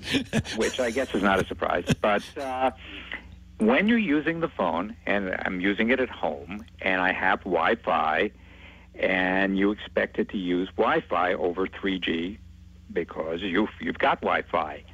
And I'm on the limited data plan, the basic data plan. So you don't want to use the 3G data because it'll cost you. Right. Oh. Well, when the phone is asleep, I've discovered, which is, so in the middle of the night, it uses 3G. It does not use Wi-Fi. Turns off the Wi-Fi and only uses 3G by design. Wait a minute. Let me hear that again because I haven't experienced that. So you're saying you're in a network where you have Wi-Fi, you've already turned it on, and it's all logged in or whatever it needs to be, and you see the little Wi-Fi bars on your phone. Right. And then what happens? That it stops using it? It goes to sleep? When the phone goes to sleep, which is normally, I think, is the way that everyone has them set up. The screen goes off. Yeah, you should, yeah. And it goes into a sleep mode. Right. Somewhere between 9 to 10 p.m. is when all my data usage occurs. When I'm not touching the phone, and if you look at the phone, and if you turn it on, so you hit the home button, and you can see 3G pop up, and then Wi-Fi comes up. So and Apple confirms that when it goes to sleep, 3G is all it's going to It's to save battery, believe it or not. And actually, Android phones do this as well, unless you tell them not to. So on the Android side, there is a switch that you can say, keep Wi-Fi on even when you go to sleep. And it's actually, the interesting thing is the contention that Apple makes and other manufacturers, it's to save battery life. You don't want to leave the Wi-Fi transmitter on all the time. On the battery charger. Yeah, well, yeah, that would be a nice feature if it checked to see if it was plugged in and so forth. You can, and the ironic thing is I've been told on Android phones where you're always trying to eke the most battery life out of these things, that one way to get better battery life is to go into the Wi-Fi settings and say, do not turn off Wi-Fi when you sleep. Leave it on. So I don't know. I think it is probably the case that what really uses the most battery is switching. So it's not that Wi-Fi necessarily uses more than 3G or whatever, but turning it off and on probably does because then you have to go out and search and stuff. And I do know that your phone battery will die faster if it's seeking either a phone signal or a 3G signal because it's got to keep turning the radio on and checking and so forth. So there is a solution to this. It's not a very good solution, but there is a solution. Turn off cellular data. Right, which is what I was doing when I was the first month when I was obsessing over it. And yes, that absolutely solves it. But it's kind of a crappy solution because you got to remember to turn it back on and all that. Right, which is yes, and it's a very simple solution in software for Apple to fix it, which is I'm asleep, and certainly I have That's what I'd like it to do. If their contention is, and it may be that there's other reasons, but if their contention is, well, we're trying to save power, so we turn off the Wi-Fi radio, but then the email says, well, I want to get my email, so we use the 3G, that would be a simple thing for them to put that in the software. Yeah, okay, is he plugged in? Okay, then turn on the Wi-Fi for crying out loud. Leave it on. And in Android, there are settings like that. But there isn't on Apple. And Apple, Apple's always doing it this way, which is we don't want to give you too many options. That just confuses you. We'll handle it. We'll take care of it. We know better. Which was nice to have that originally when it was an unlimited data plan. Yeah. Now that it's a limited data plan, that's kind of nasty. I think this is normal behavior. I think you're right. I don't think I don't think Apple will change it, but we can ask. And in fact, I think the only solution is to do, and you got to remember it, turn off 3G. You could pass the word around. Maybe, I will ask them. Maybe you could get them because Apple has such respect for me. Yeah, well the attitude I got from them that it was a simple fix, and I'm a retired programmer, and it is a simple fix. It's easy. And they said, well, have you ever designed a perfect product? And I said, well, I at least have tried. And they said, well, okay, so what? It's interesting that they even had that much dialogue with you. Was that in the Apple Store, or where was that? No, oh, no, the Apple Store said, go away. We don't know anything about the problem. Right. I had to go multiple levels of supervisors. I'm impressed. I'm impressed that you got that far. You must care deeply. Yeah, well, it annoys me. You know what? In that, I can tell you're an engineer. Yeah, because most people who have experienced it, they shrug and they move on. But engineers want it to. You're exactly right. When you design software, you want it to be right.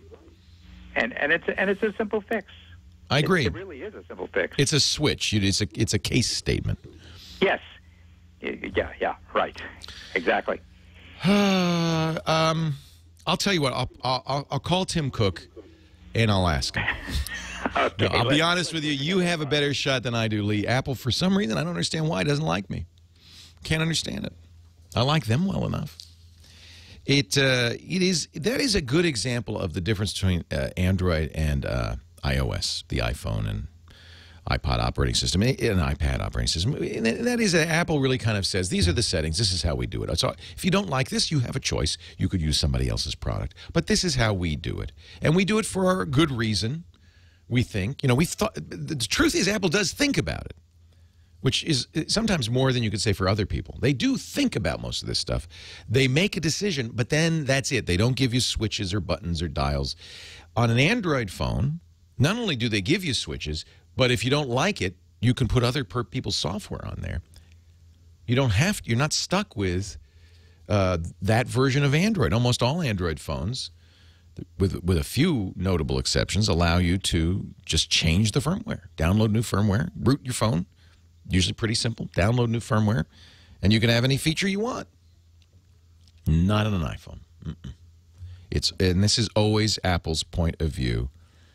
Now, I can think of other reasons, why they might do this. For instance, what if, and I wouldn't be surprised to hear it, the phone company, the cell company, originally AT&T, now Verizon and Sprint, said, we would really like it if you would use as much 3G time as possible, because we make money on that. Would you mind that? At bottom, that may very well be. It's not a programming or engineering decision. It's a business decision. Their partners said, we want to make more money, so could you please make sure you use 3G whenever possible? We just don't know. There's a case right now, and I think it's going to end up in the Supreme Court, that kind of gives you an idea of how many of these back-channel maneuverings are going on. Turns out, it's been going on for a long time. Google, Apple, and many of the other tech companies in Silicon Valley executives agreed with each other not to steal each other's employees, not to poach. They call it poaching. This is, by the way, strictly illegal. It violates antitrust law. The reason it's illegal, if you think about it, is because it disadvantages the employee. It's not a free market. The employee can't look for a better job with a higher salary from another company. We'll talk more about this in a bit. I got to take a break. Google's watching. Leo Laporte, the tech guy.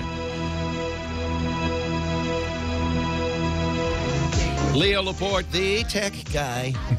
Yeah, so it's illegal. If you think about it, it makes sense. It's violation of antitrust law for companies to agree not to hire each other's employees because it eliminates a free job market for those employees. If you can't get a job anywhere but Apple, you can't get a better job. You can't get an improved salary. You just got to take what Apple will give you. So Apple makes sure to go to Google and Intel and everybody else in Silicon Valley says, we won't steal your employees if you don't steal ours.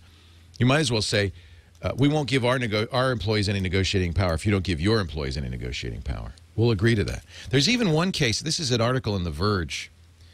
All of this came out because of a lawsuit by these employees. In one case, Google fired the recruiter, the Google recruiter who called an Apple employee. Apple asked them to make a public case of it so it wouldn't happen again. Just imagine this. They've got all the smoking guns. They've got all the evidence. It's in court. I have a feeling there's going to be a fairly big, the Department of Justice settled an antitrust lawsuit in 2010. They settled, but the employees who claim they were injured by this arrangement are asking for more with a class action lawsuit. And because of that suit, we're seeing all of the evidence. It's just, this all happens all the time, unfortunately. Dick D. Bartolo. Hello, Dickie D. He is Mad Magazine's maddest writer. We call him the Gizwiz because he's a gadget hound. And he collects he collects gadgets and talks about them every week on our podcast network with the weekly daily Gizwiz show. Hello, Dick. Leo, how you doing? I am well. Somebody wrote me a letter and saying, stop saying Dick's web address so fast. So here it is, gizwiz.biz. Gizwiz.biz. If you go there, you can see all the gadgets he talks about and more, and play the What the Heck Is It contest for a chance to win an autographed copy of Mad Magazine. Mad. So what do you got for us this week, Dick? We'll talk a little bit about the upcoming, still no official date, the Motorola Droid 4. You're a Droid user. I am a Droid user, and we were talking at CES, and you said, I will never, ever get a phone again with a keyboard. Yeah. But this is now my first Droid with a keyboard. It's not mine. It's Motorola's. As a matter of fact, they wanted it to be on ABC News, so they sent me one from CES. So it's not the actual total finished model. It's like a dummy. The phone book. I said to the woman, there are very strange names. Is this someone's phone? They said, no, it's a dummy phone. With fake names. You can take pictures with it. You can take video, but there's a lot of apps that you can't change because it's something that we use in demos. But the keyboard I love because it's slide-out keyboard, 5 rows, backlit, edge lit. Every key is backlit and edge lit. And Leo, I tell you why I ended up loving the keyboard, because more and more I've been dictating to the Droid using the little microphone option, and 90% of the time you dictate an email and the translation is pretty accurate. But if you get a couple of misspelled words in the middle of the email, I find trying to correct it with just my... Yeah. It is real. So what I do is I drop the keyboard down. You have the 4 arrow keys, just like a regular computer keyboard. You can run in, correct things. And if you close the keyboard, you're back to using the virtual keyboard. So I like it a lot. So it's kind of an emergency keyboard that you break out in case of emergency. Yes. My first phone with Verizon 4G network. Really fast. I know. I'm jealous of you because we don't have it. Yeah, I have my Droid X2 and I have the Droid 4, and I would type in web addresses and hit go for both of them. If I put a figure on it, 20 to 25% faster on the 4G network. People who stay tuned for the weekly daily Gizwiz, I'm going to do it as a gadget there, but I shot the video of the week with the Droid 4. So you can see what the video looks like. Yeah. So it's dual core, 1.2 processor, gigabyte of RAM, dual facing cameras, forward and back, the keyboard, and not an official date. All they keep saying is, Dick, you can tell them soon. We just know it's on the Verizon network. So if you still want a keyboard, and the Droid phones have always had keyboards. Well, not the Droid X. But no. The original Droid did, and now this one does as well. Right. The Razr does not have a... Right. It's too Droid thin. 3. Yeah. Yes. Yeah. Although I'm impressed. This one is actually pretty thin, even though it has a slide-out keyboard. Absolutely. Every time I bring it near the mic, it drives the mic crazy, but that's it. So it's pretty good. I know... people at home can also watch my ABC spot if you go to gizwiz.biz and click on the World News Now. So it's the Droid 4? Droid 4. It's the Droid 4. Wow.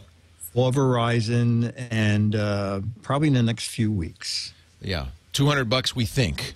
That's pretty much the Yeah, you know standard what? for these. The press room was going 200 to 300, so I'm going to go 249.99 just to hedge the bets. I have to say that you're right. I'm not a keyboard fan, but I do think if you live in an area where you can get Verizon's LTE, their 4G, it is absolutely worth getting.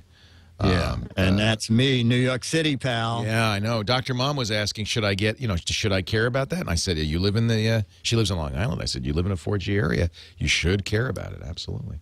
Dick's website, GIZWIZ.biz, gizwiz.biz, and that's where you can go to play the What the Heck Is It contest. We've got some duck pins, literally. They have duck's feet on them. I think that's what they are. They're duck pins. Could be. You're very good at this. I think once in 6 years you got close. If you guess right, you can get an autographed copy of Mad, but there's more Mads for people who guess wrong, so it doesn't really matter. Just give it a try. That's right. And that's silly. That's what we say. Dick, stick around because we'll be doing the weekly Daily Gizwiz right after the radio show. I'm thrilled we're back on track. Yay! Leo Laporte, the tech guy. Larry is in Georgia. He's next. Hi, Larry. Leo Laporte. Hi, Leo. My brother's got an old Dell 8400 computer and hadn't used it for a while. We started it up and initially got a message, an alert message that the battery, there's low voltage on the battery. So I changed out the battery, and now that I have, when we try to boot it, I have to go right into the setup mode, and it does not recognize any of the drives. Yeah. They're not available.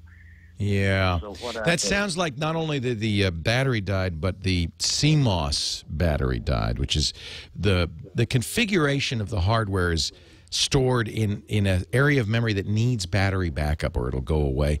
Once it goes away, you kind of have to reconfigure it. Look in your setup for a line that says something like reset the ESCD, the Enhanced System Configuration Data, something like that. But you may also, now if it's a laptop, so this may not be doable, but you may also need to replace the battery backing up the in fact, I'm almost certain that that's what's happened because when your main battery died, you were no longer getting any power to the laptop, probably forgot all of its settings.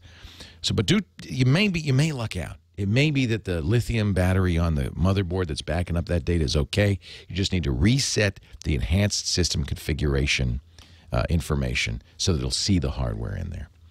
It's not at all unusual on older stuff. Hey, thanks for the call. Thank you all for listening. We do have a great website with the answers to all these questions and more, thanks to James DeRuvo, who's writing this all down. It's techguylabs.com. That's where you'll find the link to the chat room, the podcasts, the 842 previous episodes. It's all there. techguylabs.com. Have a great geek week. I'll see you next time. I'm Leo Laporte, the Tech Guy.